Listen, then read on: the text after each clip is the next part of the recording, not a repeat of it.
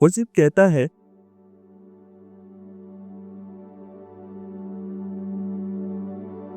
कि मनुष्य के मन में बहुत सी कल्पनाएं होती हैं, परंतु जो युक्ति यहोवा करता है वही स्थिर रहती है। আরেকবার বাংলাতে পড়বেন।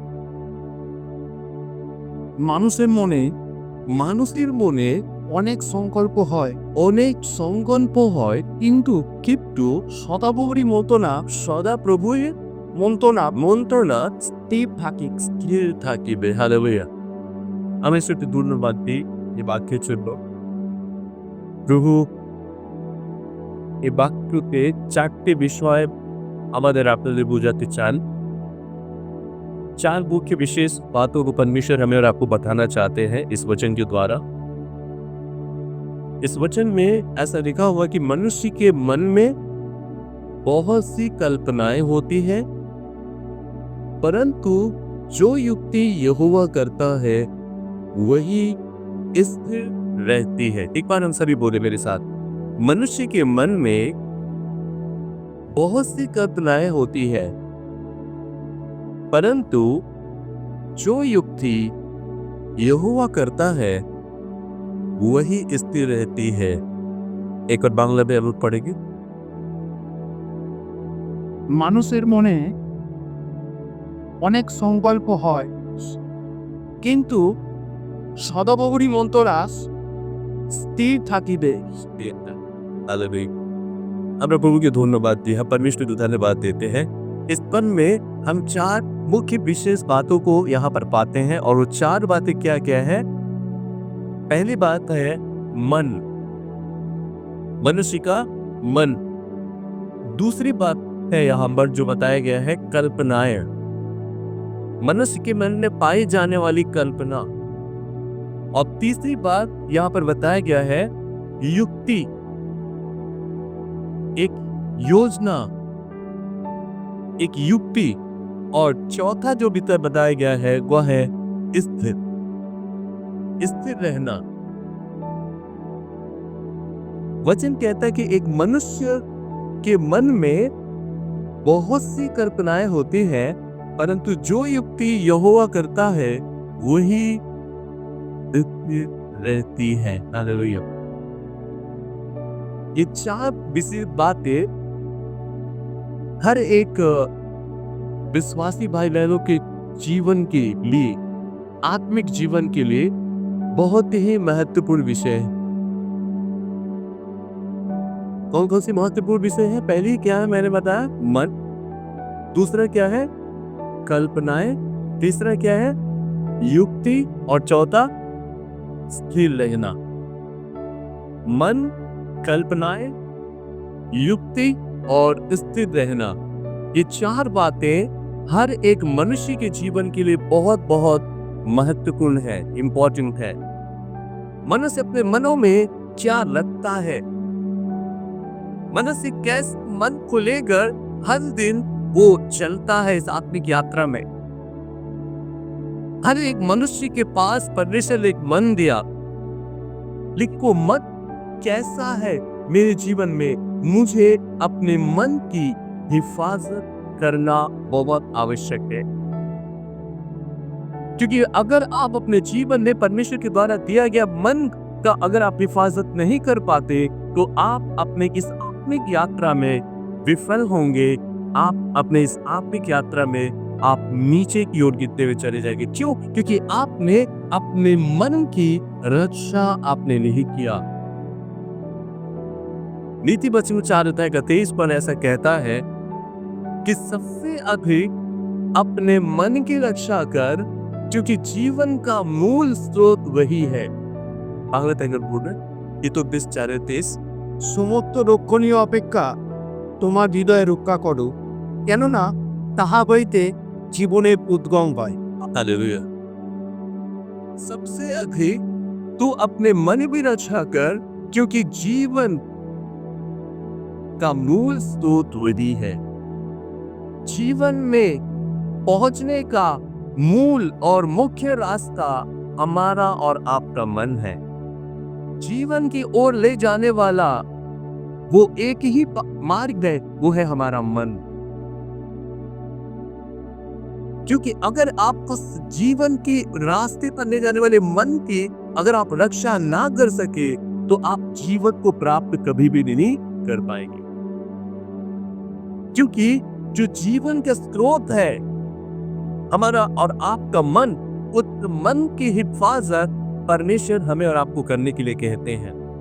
जो भाई बहन अपने जीवन में যারা নিজের মনে রক্ষা করতে পারে না তারা নিজের এই আত্মিক জীবনে প্রত্যেক দিন ঈশ্বরের কাছে থেকে তারা আশীর্বাদ পেতে থাকবে। কিন্তু যারা নিজের মনে রক্ষা করতে পারছেন না তারা নিজের জীবনে অনেক সমস্যার দিকে চারদিক থেকে ঘিরে যেতে থাকবে। সমস্যা, প্রবলেমস, অশান্তিতে বিভিন্ন প্রকারের সব প্রবলেমের মধ্যে তারা পেঁচে যেতে থাকবে। কেন? কেন কি তাদের মনের রক্ষা তারা নিজেরা করতে পারছেন না। आज परमेश्वर हमें और आपको अपने मन की रक्षा करने की बातों को बताता है या सिखाता है। क्यों हमें और आपको अपने मन की रक्षा करना है? क्योंकि अगर आप अपने मन की रक्षा नहीं करेंगे तो आपके मन को कोई दूसरा कैप्चर कर देगा। कोई दूसरा आपके मन पर राजत्व करेगा, कोई दूसरा आपके मन का अधिकारी हो जाएगा। और अगर कोई दूसरा आपके मन का अधिकारी हो जाएगा तो आप परमेश्वर के उस जीवन में कभी भी प्रवेश नहीं कर पाएंगे। क्यों? क्योंकि परमेश्वर के द्वारा दी गई इस वचन का आपने कभी भी पालन नहीं किया। अगर हम परमेश्वर के इस वचन का पालन ना करें तो हम अपने मन के द्वारा क्या हो सकते हैं? उस अधोलोक में चले जा सकते हैं जहां पर परमेश्वर हमें और आपको भेजना नहीं चाहता। इसलिए वो कहता है कि सबसे अधिक तू अपने मन की रक्षा कर। अगर हम और आप अपने मन की रक्षा ना करें तो क्या होगा है? ये मन बुराई, बुरे सोच, बुरे विचारों को, बुरी बातों को आपके मन में उठ जाता है। यिर्मयाह में ऐसा लिखा हुआ है, इसका 17 अध्याय का 9 और 10 पद ऐसा लिखा, मैं पढ़ता हूं हिंदी में। मन तो सब वस्तुओं से अधिक धोखा देने वाला है होता है और उसमें असाध्य रोग लगा है। क्या लिखा? कि मन तो सब वस्तुओं से अधिक धोखा देने वाला होता है और उसमें असाध्य रोग लगा है। मन ऐसा है कि मन में आज बहुत सारे लोगों का क्या है? रोगग्रस्त है। बहुत सारी बातें, बहुत सारी आदतें जो परमेश्वर की दृष्टि में अनुचित है, ऐसे आदतों से बहुत सारा मन रोगग्रस्त पड़ा हुआ है, रोगी होकर पड़ा हुआ है। उस मन में किसी प्रकार की चंगाई नहीं है। लेकिन यह वचन कहता है कि मन तो सब वस्तुओं से अधिक धोखा देने वाला होता है और उसमें असाध्य रोग लगा हुआ है। उसका भेद कौन समझ सकता है? परमेश्वर कहता है कि मैं यहोवा मन को खोजता और हृदय को जांचता हूं। परमेश्वर कहता है कि मैं हर एक मनों को खोजता हूं और हर एक मनों को मैं जांचता हूं। आदत की बोझ অন্তঃকর সর্বাপেক্ষা বঞ্চ, তাহার রোগ অপ্রতিকার্য, কে তাহা জানিতে পারি? আমি সদাপ্রভু অন্তঃকরণের অনুসন্ধান করি, আমি মর্মে পরীক্ষা করি। আলোয় আমি সদাপ্রভু অন্তঃকরণের কি করি? অনুসন্ধান করি। मैं यहोवा मन को खोजता हूं। वो स्वर्ग में विराजमान परमेश्वर इस पृथ्वी पर हर एक मनुष्यों के मन को वो पूछता है कि किसके मन में मैं रहता हूं। हालेलुया। परमेश्वर क्या कहता है कि मैं हर एक मनों को खोजता और जांचता हूं और देखता हूं कि किसके मन में मैं हूं, किसके मन में मैं विराजमान हूं, किसके मनों में मैं राज्य करता हूं। परमेश्वर एक आशा भरी वजह से इस पृथ्वी पर रहने वाले हर एक विश्वासियों के मनों को खोजता है, टटोलता है, जांचता है कि मैं किस मनुष्य के मन में रहता हूं। और जिस मनुष्य के मन में परमेश्वर पाया जाता है उस मनुष्य का जीवन धन्य होता है, उस मनुष्य का जीवन आशीषों से परिपूर्ण होता है।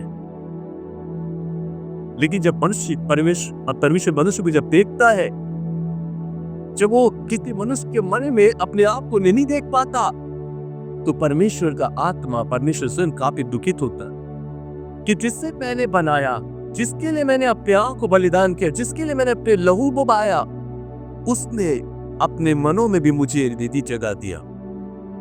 उसने अपने मनों से भी मुझे कभी पुकारने की कोशिश नहीं की। और इस कारण आज बहुत सारे ऐसे भाई बहन हैं जो रोगी मन के कारण, मन के रोग के कारण वो परमेश्वर को पुकार नहीं पाती। मन में बहुत सारे क्रोध, हिंसा, जेलस, लड़ाई झगड़े, अहंकार, घमंड, ये सारी व्यर्थ चीजों को लेकर आज जब आप मनुष्य चलते हैं तो मनुष्य रोगी होता है, रोगी ठहरता है। हृदय के रोग से, वो मन के रोग से ग्रसित तो पाया जाता है परमेश्वर की दृष्टि में।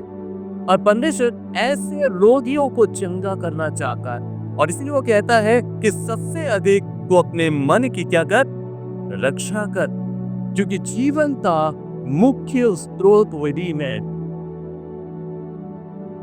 যদি আমরা নিজের মনে রক্ষা যদি করতে না পারি, তাহলে আমরা কোনোভাবেও ঈশ্বরের রাজ্যের মধ্যে প্রবেশ করতে পারবো না। কেননা আজকেও ঈশ্বর প্রত্যেক মনকে খুঁজছেন, हर एक मन को परमेश्वर ढूंढ रहा है। लेकिन आज वचन कहता है कि मनुष्य के मन में बहुत सारी कल्पनाएं होती, मनुष्य के मनों में बहुत सारी कल्पनाएं होती है, और वो कल्पनाएं ही दो तरह की होती हैं, अच्छी कल्पनाएं और कैसी कल्पनाएं होती, गलत कल्पनाएं। ভালো কল্পনা বলবে বাংলাদেশে আমরা কল্পনা বল, ভাবনা, ভালো ভাবনা আর মন্দ ভাবনা, এই দু প্রকারের ভাবনা মানুষের জীবনের মধ্যে মানুষ দেখতে পায়। ये कल्पनाएं एक ऐसा द्वार है जहां से शैतान भी मनुष्य के जीवन में प्रवेश करता है और परमेश्वर का आत्मा भी प्रवेश करता है, कल्पनाओं के द्वारा। इसके द्वारा इमेजिनेशन, जिसे हम कहते हैं इंग्लिश में, कल्पना। आप जो कल्पना करते हैं, कल्पना के द्वारा आपके जीवन पर शैतान आघात कर सकता है, कल्पना के द्वारा परमेश्वर आपके जीवन में आश्चर्यजनक कार्य वो कर सकता है। लेकिन फर्क ये है, आपको ये जांचना, ये देखना है कि आपके मन में आने वाली कल्पनाएं क्या है, शारीरिक है या आत्मिक है। शरीर संबंधित कल्पनाएं आप करते हैं या आत्मा से संबंधित कल्पनाओं को लेकर आप चलते हैं। एक मनुष्य का रोगी हो जाता है, किसी दुर्बलता के कारण अगर हॉस्पिटल में एडमिट होता है, डॉक्टर कहता है कि आपको ये हो गया, आपको ट्रीटमेंट करना पड़ेगा, ये वो करना पड़ेगा। और इस बातों को सुनने के बाद पेशेंट के मन में क्या चला है, एक कल्पना काम करना शुरू करता है। अब लग रहा है काफी दिन तक नहीं बचूंगा, अब लग रहा है मुझे अपने परिवार को छोड़कर मुझे चला जाना पड़ेगा, এবার আমার মনে হচ্ছে যে এবার আমি বাঁচবো না, মনে হচ্ছে আমি মারা যাব। আর এভাবে এই মিথ্যে কল্পনা, মিথ্যে কি বলবো ভাবনা আমার মনকে কি করতে থাকবে, বারবার ডিমোটিভেট করতে থাকবে, ডিপ্রেশনের দিকে আমাকে নিয়ে চলে যেতে থাকবে। আর আমি ঠিক কথা বারবার ভেবে ভেবে সেই কথা না হওয়ার কথাগুলো পরিকল্পনা করে করে আমি দুর্বল হয়ে যেতে থাকবো, কমজোর হয়ে যেতে থাকবো। আর কেউ এমন আসবে যে আমি এই জগৎ ছেড়ে চলে যাব। কেন? কেন কি আমি আমার মনে মনে সেই মন্দ কল্পনার জায়গা দিয়ে দিয়েছি, गलत कल्पना को मैंने अपने हृदय में स्थान दे दिया, और वो गलत सोच, गलत कल्पना मुझे उस जीवन के मार्ग से क्या कर दिया, अलग कर दी। लेकिन अगर आप विश्वासी हैं, যদি আপনি বিশ্বাসী, আপনি বিশ্বাস করেন যে ঈশ্বর আপনার সাথে আছে, আপনার সঙ্গে রয়েছে, আর আপনি পজিটিভ कल्पना যদি করে, आप अगर सकारात्मक भावना अपने दिमाग में लाते हैं, सोचते हैं कि आपको कुछ भी नहीं होगा, आपके शरीर के अंग का हर एक एक अंग यीशु मसीह के लहू के द्वारा धोया हुआ है। हमें आपके शरीर में कोई व्याधि आपको सुला नहीं सकता। आप अगर सोते भी हैं तो वो दोबारा आपको उठाकर खड़ा करेगा, क्योंकि वो जीवित है, वो आपके साथ रहता है। और इस प्रकार जब आप जीवित परिकल्पना अपने दिमाग में रखते हैं, आप सकारात्मक थॉट्स अपने दिमाग में लेकर चलते हैं तो आप कभी भी दुर्बल नहीं होंगे, बल्कि आपके अच्छी कल्पनाओं के द्वारा आप परमेश्वर की महिमा के राज्य में पहुंचाई जाएगी। आमीन। क्योंकि आपने सकारात्मक कल्पनाओं को किया, अच्छी कल्पनाओं को किया, और इस प्रकार अच्छी कल्पनाएं आपको जीवन के मार्ग की ओर ले जाएगी और बुरी कल्पनाएं मुझे कहां लेकर चली जाएगी? उस अधोलोक में जहां परमेश्वर हमें और आपको एक ना यही चाहता। तो वचन क्या कहता है कि मनुष्य के मन में बहुत सी कल्पनाएं होती हैं। राजा फिरौन के मन को क्या कर दिया गया था? काफी बताइए, हट्टी ना कर दिया था ताकि वो इस्राएलियों को जाने ना दे, और इतना ढीठ कर दिया था कि उसने खड़े बन के द्वारा सारे इस्राएलियों को किसी न किसी काम में फंसाकर उन्हें रख दिया करता था। और मूसा कई बार बोला कि हमें इसे छोड़िए, लेकिन वो बार बार अपने हट्टी मन के द्वारा उसने लोगों को, इस्राएलियों को मिस्र से बाहर निकलने नहीं दिया, अलग किया। लेकिन परमेश्वर ने क्या देखा कि मनुष्य के मन में आने वाली कल्पनाएं कैसी है? वचन कहता है कि मनुष्य के मन में बहुत सी कल्पनाएं होती है, परंतु जो युक्ति यहोवा करता है वही स्थिर रहता है। बहुत तरह की कल्पनाएं मनुष्य करता है, बहुत सारी कल्पनाओं में मनुष्य फंस जाता है। मान लीजिए एक लड़का इंटरव्यू देने के लिए गया, जॉब के लिए इंटरव्यू दिया, लेकिन इंटरव्यू देने के बाद में उसे सेलेक्ट नहीं किया गया। और जब वो वापस आया, घर आया, अपने दोस्तों से मिला, बातचीत किया, दोस्तों ने भी बताया कि भाई मार्केट बहुत खराब है, कहीं भी कोई जॉब्स नहीं है। और जैसे ही वो इस बात को अपने हृदय में लेता, अपने मन में इस बात को रहता कि अब कहीं काम नहीं मिलेगा, अब कहीं नौकरी नहीं है, अब हम क्या करेंगे, अब कैसे मेरा जीवन होगा, कैसे मेरा भविष्य होगा। इन बातों को जब मैं अपने मनों में, वो लड़का सोचना शुरू कर देगा, तो ये बातें उसके मनों को क्या करता शुरू करेगा? ये बातें, ये कल्पनाएं उसके मनों को दुर्बल और कमजोर करता हुआ चला जाएगा। और इस समय ऐसा आएगा कि वो ना तो ट्रेन के नीचे अपने गला लगा देगा या तो सुसाइड कर ले। ऐसा नौबत आ जाएगा। क्यों? क्योंकि कल्पनाएं, मनुष्य के मन में आने वाली कल्पनाएं, बुरी कल्पनाएं मनुष्य के जीवन को क्या कर सकती है? विनाश के मार्ग में ले जा सकती है। लेकिन आज परमेश्वर ने हमें और आपको इससे चुना और बुलाया है कि हम मनुष्य अपने मनों में बहुत सारी कल्पनाएं करते हैं, लेकिन जो युक्ति, जो योजना परमेश्वर ने ठहराया है हमारे लिए और आपके लिए, वही पूरा होता है। आमीन। जो परमेश्वर ने बना रखा है आपके लिए, हमारे लिए, वही सिद्ध होता है। और इससे हमें अपने मन से बहुत सारी बातों की कल्पना करने की आवश्यकता नहीं। हम कर सकते हैं, हम कल्पना कर सकते हैं, अच्छी कल्पनाओं को आप कर सकते हैं, भले कल्पनाओं को आप कर सकते हैं। आप किसी की भलाई कर रहे हैं, कल्पना कीजिए कि आप किसी की भलाई कल्पना कीजिए, आप प्रार्थना कर रहे हैं, बहुत सारे लोग चंगे हो रहे हैं, हालेलुया। आप प्रार्थना करें, बहुत सारे घरों में अंधकार की शक्तियां भाग रही है, आप प्रार्थना कीजिए। आप कल्पना कीजिए, आप जब किसी को अपने जीवन की गवाही दे रहे हैं, लोग जीवन को प्राप्त कर रहे हैं, हालेलुया। ऐसा परमेश्वर हमारे और आपके जीवन से देखना चाहता है।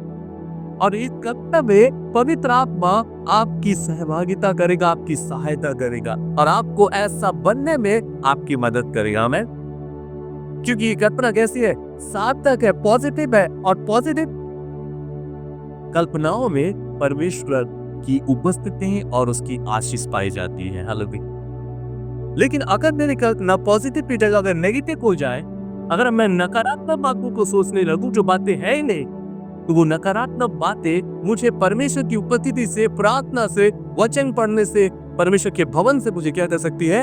अलग कर सकती है। इसलिए वचन कहता है कि मनुष्य के मन में बहुत सारी कल्पनाएं होती हैं, परंतु जो युक्ति यहोवा करता है वही स्थिर रहती है। कई बार हम लोग बहुत सारी बातों को सोचते हैं, कई बार हम लोग अपने मनों में प्लान बनाते हैं कि ये करेंगे, वो करेंगे, ऐसा कर लेंगे, ऐसा कर देंगे, वो जगह चले जाएंगे, वहां पर मन निकोल लेंगे, वहां मन निकोल लेंगे, वहां चर्च कर लेंगे। मनुष्य के मन में परिकल्पना करता है। जैसे हम लोग भी कहीं गिरे से सोचे एक बहुत बड़ा हॉल में हम लोग परमेश्वर की आराधना करेंगे। कल्पना, एक अच्छी कल्पना, एक अच्छी कल्पना आप कर सकते हैं परमेश्वर की महिमा के लिए। लेकिन जब यहोवा, जिस बात की युक्ति यहोवा की दृष्टि में है, जो युक्ति यहोवा करता है हमारे आपके लिए, वही क्या होती है? स्थिर रहती है। अब वो कि समय के अनुसार आपको दिया जाएगा। मैं प्रभु यीशु मसीह का धन्यवाद करता हूँ, क्योंकि इस मुक्त मंच के मिलने से पहले हम लोग घर घर के छत पर प्रार्थना किया था। आज उस छत, कल उस छत, कल उस छत, एक मैं उसके छत पर, दूसरे मैं उसके छत पर, इस तरह छत घुटते घुटने में प्रार्थना कर रहे। प्रभु कहाँ पर थे? अब एक ऐसा जगह थे जहाँ पर सभी भाई बहन मिलकर प्रार्थना कर रहे, और परमेश्वर ने प्रार्थना सुनकर यह स्थान हम लोग को दिया, एक जगह बैठकर उसकी आराधना, उसकी महिमा कर रही। क्यों? क्योंकि परमेश्वर हमारे और आपकी परिकल्पना से बहुत बड़ी परिकल्पना वो रखता है हमारे और आपके लिए। और जो कल्पना हम लोग करते हैं, उस कल्पना से बहुत बड़ी आशा परमेश्वर हमारे और आपके लिए रखता है कि मैं अपने मनों में कैसी कल्पनाओं को करता हूं। परमेश्वर के जब आप संगति में आते हैं, परमेश्वर के संगति में जब आप आते हैं, तो परमेश्वर की उपस्थिति में शैतान की सारी कल्पनाएं क्या होती हैं? नाश होती है। आज क्यों परमेश्वर हमें और आपको अपने संगति में लाता है? ताकि हमारे मनों में पाई जाने वाली हर एक गलत कल्पनाएं नाश हो। हमारे और आपके विचारों में पाई जाने वाली हर एक गलत सोच, गलत विचार, गलत परिकल्पना, वो सारा परमेश्वर के वचन के द्वारा क्या हो जाए? नष्ट हो जाए, आपके जीवन से, आपके मनों से हमेशा के लिए दूर हो जाए। और अगर आप परमेश्वर की उपस्थिति में नहीं आते, अगर आप परमेश्वर के वचन को मनन नहीं करते, ध्यान नहीं करते, यीशु मसीह इस पृथ्वी पर 33.5 वर्ष थे। 33.5 वर्ष के पीरियड में कहीं भी, किसी भी जगह कोई भी युद्ध, कोई भी लड़ाई झगड़े नहीं हुई। जानते क्यों? क्योंकि वो शांति का राजकुमार था। उस शांति का सुसमाचार इस पृथ्वी पर लेकर आया, हमारे और आपके जीवन पर भी लेकर आया। सो हमारे और आपके जीवन में क्या होना है? एक दूसरे भाई बहन को शांति देना। हालेलुया। एक दूसरे अशांति वाले घरों में मैं जाकर शांति का सुसमाचार, मेल का सुसमाचार दी। और बाइबल मत्ती में ऐसा कहता है 5:9 में कि मेल कराने वाले परमेश्वर के संतान होते हैं, संतान कहते हैं। और आप एक दूसरे से मेल से रहते हैं, शांति की बातों को करते हैं, आनंद की बातों को करते हैं, तो आप परमेश्वर के संतान ठहरते हैं। लेकिन आपको देखना है कि आपकी कल्पनाएं क्या शांति की है या उपद्रव करने की है, अशांति फैलाने की है। आपको कुछ जगह परमेश्वर के मंदिर है, अगर परमेश्वर के आत्मा आपके इस मंदिर में वास करता है, तो आपका जीवन से क्या शांति घरों में जा रही है? बहुत सारे घरों में, बहुत सारे परिवारों में क्या आप शांति लेकर जा रहे हैं? या आपका घरों में प्रवेश करने के साथ ही युद्ध शुरू हो रहा है, लड़ाई शुरू हो रहे हैं, झगड़े शुरू हो रहे हैं? इस बातों को आपको ध्यान देना है। अगर आप यीशु मसीह के संतान हैं, तो आपके जीवन के द्वारा आप जिस घर में कदम रखेंगे, उस घर में शांति चली आएगी। हमें आपका सोच ऐसा होना है कि प्रभु, मैं जिस घर में कदम रखूं, उस घर में तेरी शांति उतर आए प्रभु। उस घर के में रहने वाले हर एक अशांति की आत्मा दूर हो जाए प्रभु। और आपकी प्रार्थना, आपका ये सोच आपके जीवन में सहायता लाएगा। हमें आपके जीवन में आनंद लेकर आएगा, आपके जीवन में शांति लेकर आएगा। और यही यीशु मसीह ने अपने चेलों को सिखाया, हर एक विश्वासी भाई बहनों को सिखाया कि परमेश्वर जो युक्ति करता है वो स्थिर रहती है। लेकिन मनुष्य जो बहुत सारी कल्पना करता है, मनुष्य की कल्पना स्थिर नहीं हो सकती, लेकिन परमेश्वर के द्वारा किया गया युक्ति और योजना वही स्थिर रहती। सो आज हम अगर परिकल्पना करें, कल्पनाएं करें भी, तो अच्छी कल्पनाओं को कर, एक दूसरे के जीवन में आनंद देने की कल्पना करें, एक दूसरे के जीवन में सहायता देने की कल्पना करें। और ऐसी कल्पना आपके जीवन में क्या लेकर आएगी? परमेश्वर की उपस्थिति को लेकर आएगी। हालेलुया। परमेश्वर का प्रेजेंस आप अपने जीवन में अनुभव करते जाएंगे। इसलिए प्रभु का वचन ऐसा कहता है, तीसरा पाठ, परंतु जो युक्ति यहोवा करता है वह स्थिर रहती। जो युक्ति यहोवा करता है वही स्थिर रहती। परमेश्वर ने जो प्लान आपके लिए किया, परमेश्वर ने जो योजना आपके लिए बनाया है वही स्थिर रहेगी। उसके अलावा हमारे मनों में हम बहुत सारी परिकल्पनाएं क्यों ना करें, वो कल्पनाएं कह रही होती स्थिर नहीं रहती। आज एक कल्पना करेंगे, कल दूसरी कल्पना करेंगे, आज एक बातों को सोचे हैं, कल दूसरी बातों को सोचते हैं, वो कल्पना सिद्ध नहीं होती। लेकिन परमेश्वर जो आपके लिए सिद्ध करके रखता है वही स्थिर रहेगा। और इस बात पर हमें क्या होना है? विश्वास करना। यिर्मयाह की पत्री में ऐसा लिखा हुआ है 29 अध्याय का 11 पद में, यिर्मयाह 29 अध्याय के 11 पद में, क्योंकि यहोवा की यह वाणी है क्योंकि यहोवा की यह वाणी है कि जो कल्पनाएं कि जो कल्पनाएं तुम्हारे विषय करता हूँ तुम्हारे विषय में करता हूँ उन्हें मैं जानता हूँ। उन्हें मैं जानता हूँ। वे हानि की नहीं वे हानि की नहीं वरन कुशल ही की है, और कुशल ही की है, और अंत में तुम्हारी आशा पूरी कर तुम्हारी आशा में पूरी करूंगा। आमीन। आहलते কেননা সদাপ্রভু বলে, আমি তোমাদের পক্ষে যে সকল সংকল্প করিতেছি তাহা আমি জানি, সে সকল মঙ্গলের সংকল্প, অমঙ্গলের নয়, তোমাদিগকে শেষ ফল ও আশা সিদ্ধ দিবার সংকল্প। आदे प्रेसरो परमेश्वर कहता है कि जो कल्पनाएं मैं तुम्हारे विषय में करता हूं। हम लोगों की कल्पना अलग है, हमारी सोच, हमारा विवेक में आने वाली बातें अलग है, हम अलग को परिकल्पना करते हैं। हम सांसारिक और शारीरिक कल्पनाएं करते हैं, लेकिन परमेश्वर जो कल्पना हमारे लिए आपके लिए करता है वो श्रेष्ठ और उत्तम है। और वो कहता है कि जो कल्पना मैं तुम्हारे विषय में करता हूं उन्हें मैं जानता हूं। परमेश्वर तो पता है आपके लिए उसने क्या सिद्ध करके रखा है। परमेश्वर तो मालूम है कि उसने आपके लिए कौन सा साथ तैयार करके रखा है, या परमेश्वर के लिए कौन से कामों को करेंगे। लेकिन परमेश्वर यहाँ पर कहता है कि मैं उन्हें जानता हूं, वे हानि की नहीं वरन कुशल की है। प्रभु यीशु मसीह ने जो भी युक्ति आपके लिए हमारे लिए किया है वो युक्ति हानि की नहीं है वरन कुशल की है। भली युक्ति, अच्छी युक्ति परमेश्वर ने हमारे लिए आपके लिए करके रखा है। अच्छा प्लान परमेश्वर ने हमारे लिए आपके बना कर रखा है, लेकिन उस प्लान के प्रति, उसकी उस अच्छी और भली युक्ति के प्रति हम कितने सचेत हैं।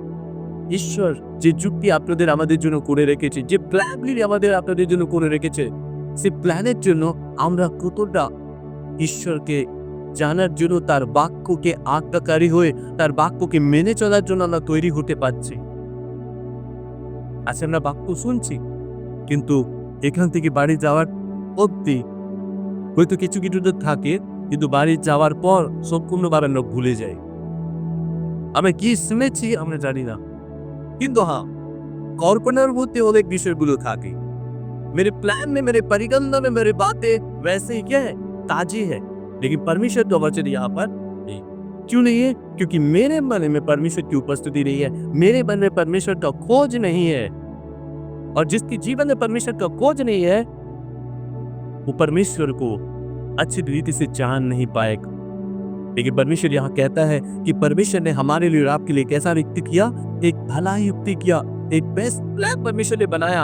इसके भजन में दाऊद ऐसा कहता है 40 अध्याय का 5 पद में कि हे परमेश्वर यहोवा, तूने बहुत से काम किए हैं और जो आश्चर्य कर्म और कल्पनाएं तू हमारे लिए करता है वो बहुत सी है। परमेश्वर जो हमारे लिए और आपके लिए कल्पनाएं करता है वो एक दो नहीं, बहुत सी है। आप सोच सकते हैं, बहुत सी कल्पना, बेस्ट, अच्छी अच्छी कल्पनाएं परमेश्वर हमारे और आपके लिए करके रखा। जो परमेश्वर हमारे और आपके लिए अच्छी कल्पनाओं कर रखा है, तो आपको और हमें कितना आज्ञाकारी होना चाहिए परमेश्वर का। कितने उसकी बातों को हमें मानकर चलना चाहिए हमने কতটা বাক্যকে মেনে চলা দরকার রয়েছে কেননা তিনি আমাদের আপনাদের জন্য ভালো প্ল্যানস তৈরি করে রেখেছেন ऐसे जो लेकिन दाऊद बोलছে कि बहुत सी है और तेरे तुल्य कोई नहीं मैं तो चाहता हूं कि खोल कर उसकी चर्चा करूं परंतु उसकी गिनती नहीं हो सकती ঈশ্বর এত আশীর্বাদ করেছে যার আমরা ব্যাখ্যা যার তুলনা আমরা করতে পারবো সো আজকে আমাদের ঈশ্বরকে সত্যি ধন্যবাদ দিতে হবে কেন ধন্যবাদ দিতে হবে যে তিনি আজকের দিনেও আমাদের জীবনের মধ্যে থেকে আরো অনেক বিষয়গুলো যেটা হয়তো টিকে আছে লুকিয়ে আছে সেই বিষয়গুলোকে তিনি বের করতে চান जो बातें आके मेरे अंतःकरण में छिपा हुआ है उन बातों को परमेश्वर निकाल कर बाहर गिरना चाहता है क्यों क्योंकि उसने हमारे लिए रात के लिए बहुत सी परिकल्पना कर रखा है एक दो नहीं बहुत सी परिकल्पना या परमेश्वर कहता है कि तेरे तुल्य कोई नहीं मैं तो चाहता हूं कि खोल कर उनकी चर्चा करो परंतु की गिनती नहीं हो सकती और आज हम उस यीशु मसीह का धन्यवाद करते क्यों क्योंकि वो परमेश्वर हमारे लिए रात के लिए एक अच्छी योजना बनाया हमारे लिए रात के लिए अच्छी परिकल्पना उसने सिद्ध कर रखा है ताकि हम उसके योग्य बने उसके स्वरूप में बनते जाए उसकी समानता में हम ढलते जाए उसका मांस उसका लहू हमारे देह में है लेकिन कल्पनाएं जगत की है कल्पनाएं सांसारिक है देखिए परमेश्वर क्या चाहता है कि जब मेरा देह मेरा मांस मेरा लहू मेरे शरीर है तो ये मन और ये कल्पनाएं भी मेरी होनी चाहिए मेरी जैसी होनी चाहिए सो आज हमें ध्यान देना है कि वो कहां से है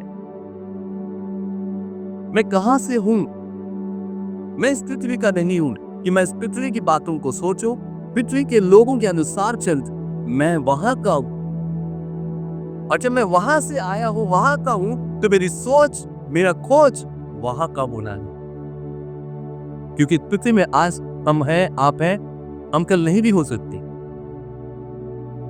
लेकिन जब हम इस पृथ्वी पर नहीं होंगे तो कहां होंगे इस बात का आपको क्या करना है खोज करना कि अगर मैं इस पृथ्वी पर नहीं रहूंगा तो मैं कहां रहूंगा अगर मैं इस पृथ्वी को छोड़ दूंगा तो मैं कहां रहूंगा किस स्थान पर रहूंगा और उस स्थान पर ले जाने के लिए परमेश्वर ने हमारे लिए रात के लिए बहुत सी कल्पनाएं कर रखा है बहुत सा प्लान परमेश्वर ने हमारे लिए रात के लिए बना रखा है लेकिन उस प्लान को सिद्ध करने के लिए परमेश्वर आपकी सहायता चाहता है परमेश्वर की परिकल्पना सफलता प्राप्त करने के लिए परमेश्वर आपका हेल्प चाहता है आपकी मदद चाहता है कि आप उसे सच्चाई से खोजें आप उसके सामने सच्चाई से आए आप सच्चाई से अपने मन की रक्षा करें आप सच्चाई से इसकी आराधना करें आत्मा से इसकी आराधना करें परमेश्वर ऐसे लोगों को ढूंढ रहा है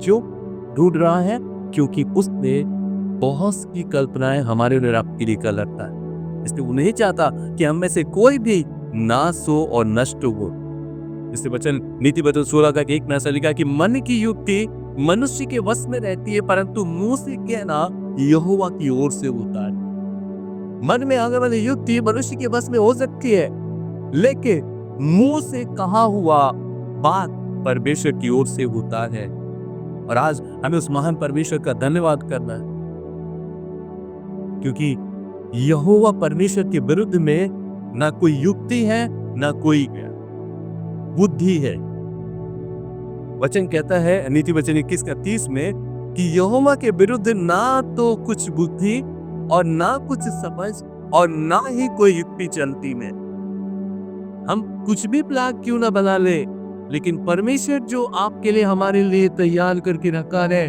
वही स्थिर रहेगी हालेलुया आज हमारे रब के जीवन में जो सबसे इंपॉर्टेंट बात है और वो चौथी बात है स्थिर रहना मनुष्य के मन में वचन क्या था नीति वचन 19:21 में कि मनुष्य के मन में बहुत सी कल्पनाएं होती है परंतु जो युक्ति यहोवा करता है वही स्थिर रहती स्थिर रहना और ये स्थिरता हर एक विश्वासी भाई बहनों के जीवन के लिए एक बहुत इंपॉर्टेंट विषय है। आज अगर आप परमेश्वर में हैं तो आप क्या उसके वचन में स्थिर है? क्या आप प्रभु में स्थिर है? क्या आप प्रार्थना में स्थिर है? क्या आप उसके खोज में स्थिर है? क्या आप उसे जानने में स्थिर है? आत्मा की एकता में क्या आप स्थिर है? आत्मा से प्रार्थना करने के विषय में क्या आप स्थिर है? स्थिरता से प्रार्थना कर रहे हैं? स्थिरता से आत्मा की खोज में है? क्या चंचलता और जल्दबाजी के साथ प्रार्थना करते हैं? आप चंचलता और जल्दबाजी से परमेश्वर को देखना चाहते हैं, परमेश्वर की आवाज को सुनना चाहते हैं, जो कभी भी संभव नहीं है। और ये स्थिरता हर एक मनुष्य, हर एक विश्वासी भाई बहनों के जीवन में पाया जाना चाहिए, क्योंकि वचन कहता है, नीति वचन 16:9 में, कि मनुष्य मन में अपने मार्ग पर विचार करता है, परंतु यहोवा ही उसके पैरों को स्थिर करता है। हम रास्ते में चलते समय अपने मार्गों में बहुत सारे विचार, बहुत सारे योजना बनाते हैं, प्लान्स बनाते हैं, প্ল্যান অনেকটা পরিকল্পনা আমরা হলো পথে তৈরি করি, কিন্তু বাক্য এখানে বলছে कि यहोवा ही उसके पैरों को क्या करता है? स्थिर करता है। यहोवा परमेश्वर ही हमारे और आपके पैरों को स्थिर करता है, उसके मार्गों में, उसके पथ पर। आज हमारे और आपके जीवन के लिए स्थिरता बहुत आवश्यक है। अगर आप उत्पन्न है परमेश्वर में, आप स्थिरता से परमेश्वर को ढूंढ रहे हैं, आप स्थिरता से परमेश्वर की उपासना, आराधना में उपस्थित होते हैं, तो परमेश्वर आपके जीवन में क्या लाएगा? सफलता लेकर आए, आत्मिक सफलता, आत्मिक जागृति आपके जीवन में परमेश्वर लेकर आए। क्यों? क्योंकि आप चंचल नहीं है, आप स्थिरता से हर एक बातों को, गंभीरता से परमेश्वर की बातों को आप ग्रहण करते हैं। आप ग्रहण करके उन बातों की स्थिरता से आप चलते हैं। विश्वास में स्थिरता से चलना। आपने कुछ भी प्रार्थना किया, प्रार्थना करने के बाद विश्वास में स्थिरता से धैर्य पूर्वक आप जब चलते हैं, तब परमेश्वर आपको प्रतिफल देता है। हालेलुया।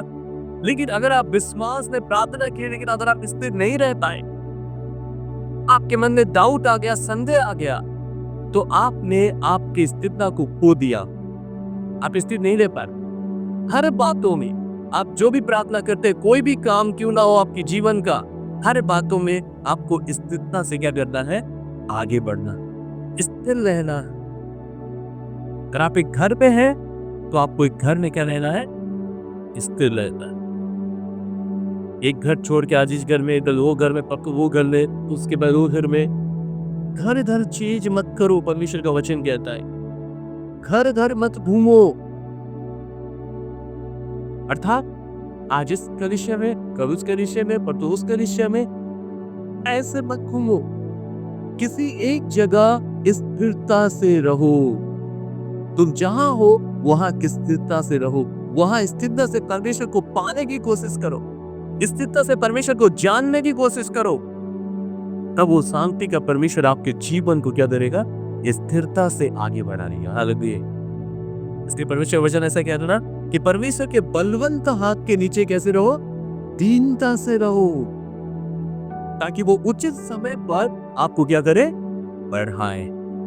जब आप स्थिरता से, दीनता से, स्थिरता से परमेश्वर के साथ रहते हैं, उसके वचन का प्रति आज्ञाकारी होकर चलते हैं, तो परमेश्वर आपको धीरे धीरे धीरे क्या करता है? सिखाता है, आपको दिखाता है, आपको चलना सिखाता है, और आपको अपने मार्ग के लिए खड़ा करता है।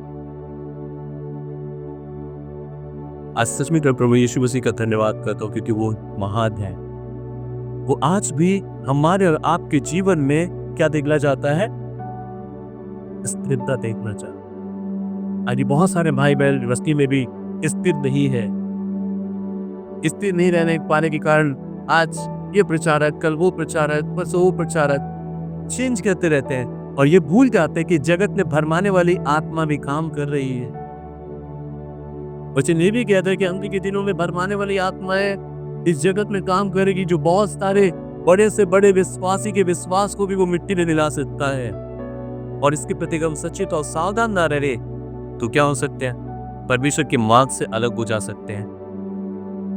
इस प्रकार स्थिरता से हमें वचन को ग्रहण करना है, स्थिरता से वचन को अपने जीवन में जगह देना है, क्योंकि वचन ऐसा कहता है। दूसरा पत्रस 3:17 पर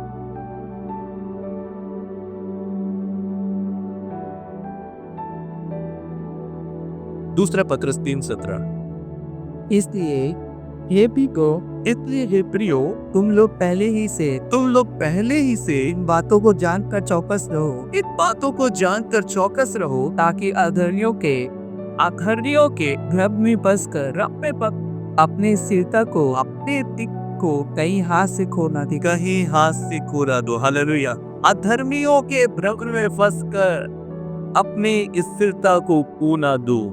इससे परमेश्वर कहता है चौकस रहो, चौकस रहो, सावधान रहो।